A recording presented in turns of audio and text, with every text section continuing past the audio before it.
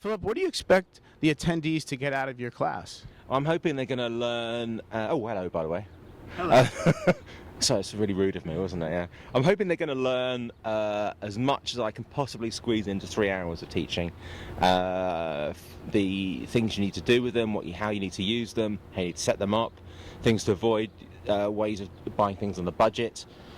I really want to just try and. It's a difficult thing because 3 hours is not a huge amount of time, and for a proper workshop where you really want to go through everything, it would take a couple of days. So it's very much a sort of a very interactive overview of lots of things, and I'm very much encouraging people to ask questions.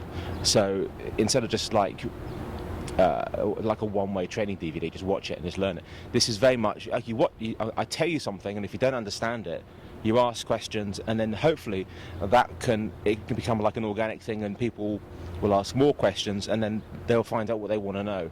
I mean, we've certainly got a long structure. We're covering everything from setting up the camera through the shooting accessories, how to shoot time lapse, through all the way to post and grading and exporting. So it's a huge lot of stuff, but the really cool thing, anybody who's coming to this, is they're going to see some stuff projected onto the big screen, which will probably be the first time a lot of them have seen HD DSLR stuff on the big screen, and I think they're going to be pretty damn impressed.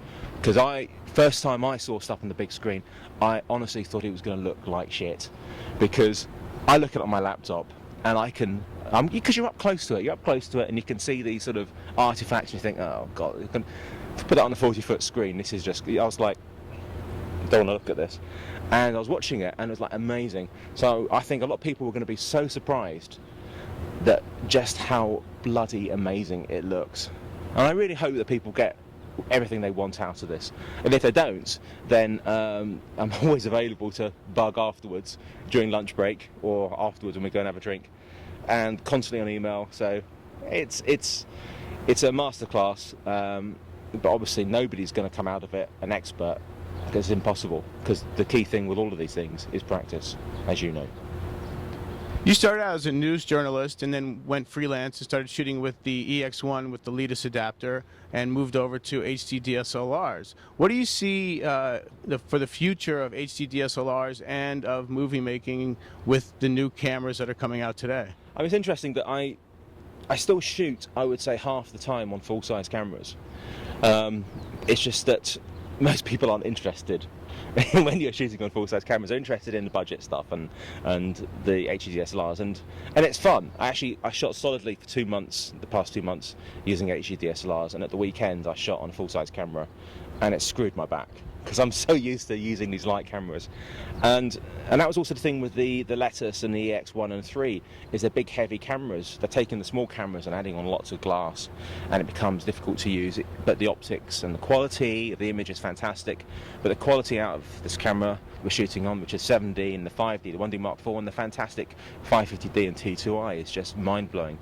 That T2i, when that was announced for $800 with the same video as a 7D, you know, you say game changer a lot, but that suddenly, the sub $1,000 bracket suddenly made everybody who has a slight interest in doing films or anything like that can go out and buy one in Best Buy.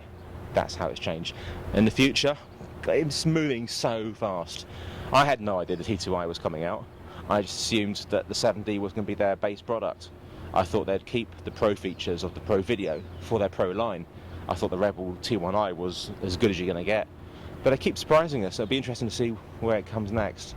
I'd like to see Nikon bring out something full HD, because their D3S has got insanely good low light capability.